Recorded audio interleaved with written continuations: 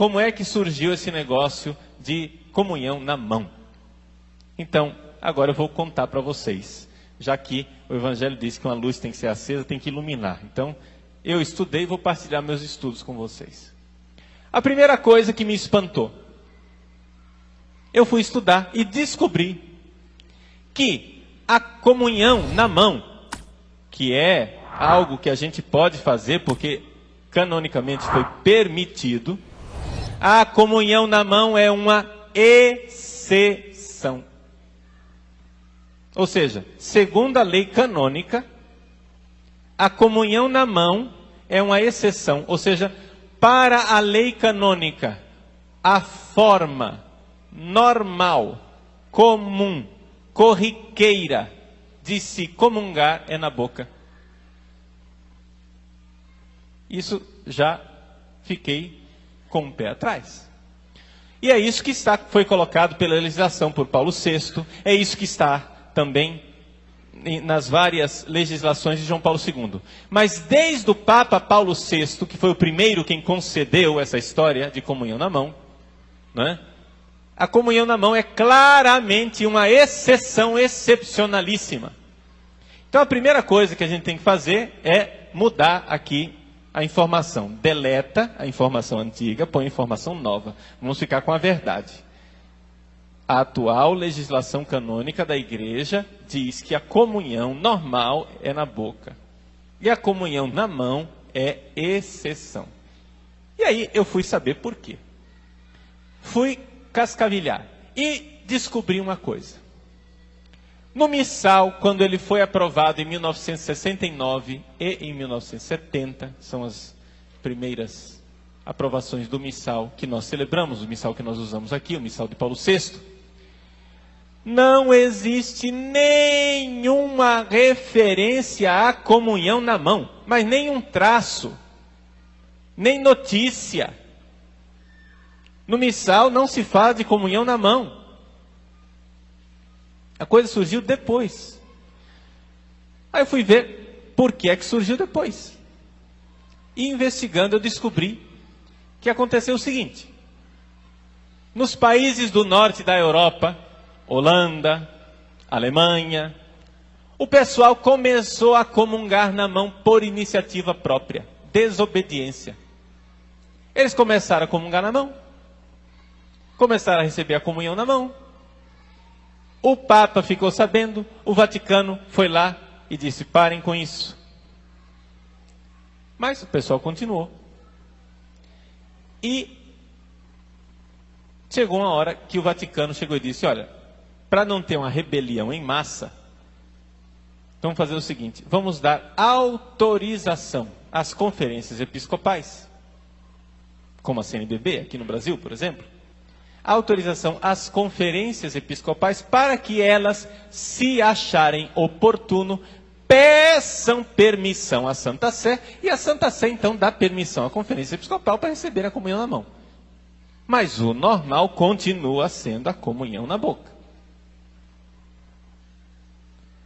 E isso tudo eu descobri lendo num livro de um arcebispo que foi o responsável por toda a reforma litúrgica, o arcebispo Dom Annibale Bugnini. Aníbal Bugnini.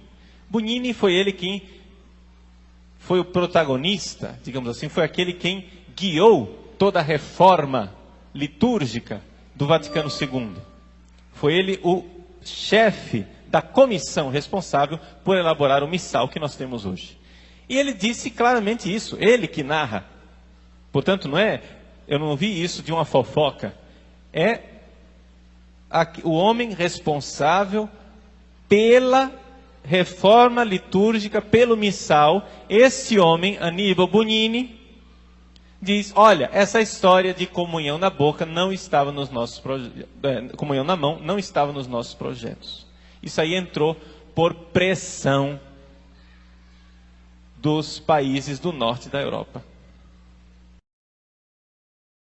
A comunhão na mão não é higiênica de jeito nenhum.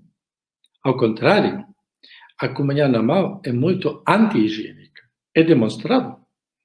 Porque nas palmas da mão e nos dedos, cheio de bactérias, porque as pessoas chegaram de fora, pegavam na porta da igreja, tocavam os bancos, tocam às vezes durante a missa a nariz e outros. Então, é tudo cheio de bactérias. E com isto eles vão receber o nosso Senhor. E o sacerdote, depositando a hóstia na palma das mãos, também toca a palma da mão e toca estas bactérias, o sacerdote com seus dedos. E com estes dedos cheios de bactérias, o sacerdote pega a hóstia e coloca e dá às outras pessoas. Então, é evidente, a comunhão na mão é muito perigosa e anti-higiênica. Somente no caso, se imediatamente antes da comunhão, cada um deveria purificar as mãos, lavar, ou, lavar bem as mãos e os dedos. Mas isto não é possível. Isto é indigno. Depois fazemos, antes da comunhão, como nos banhos, um aspecto muito indigno de cada um começa a lavar as mãos. Isto seria único se a comunhão na mão fosse higiênica. Mas isto é indigno e não é prático de fazer. Por isso, esta comunhão na mão é um mito que seja mais higiênico. E a boca tem muitos elementos de desinfecção.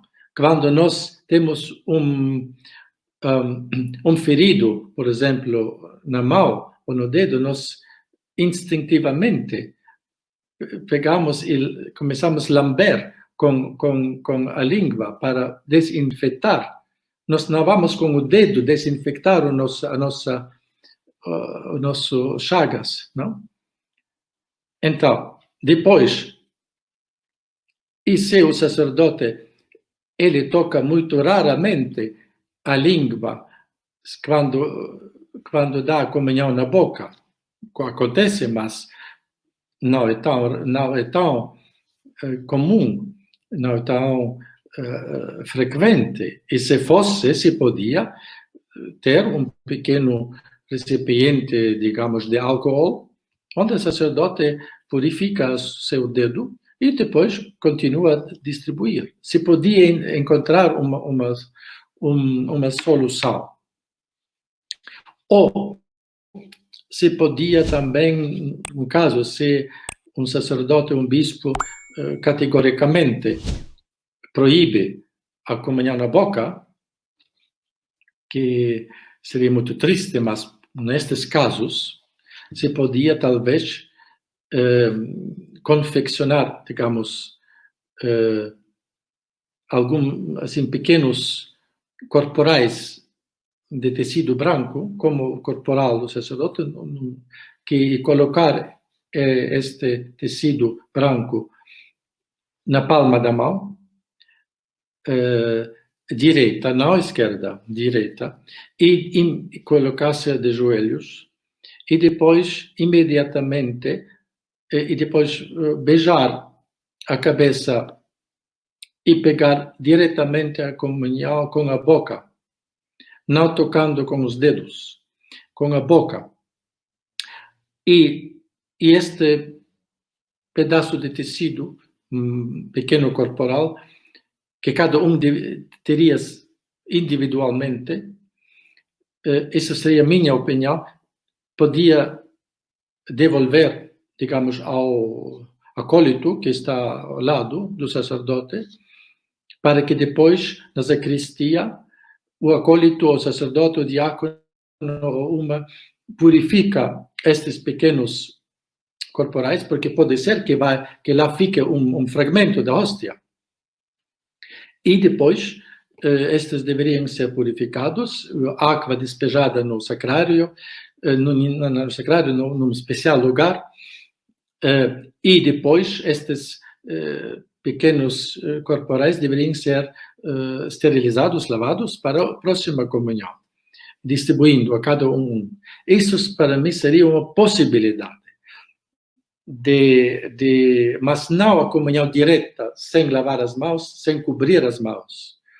E não pegar a hóstia com os dedos. Isto seria um gesto completamente alheio na tradição da igreja e muito como pegar comida ordinária. Então, não sacral.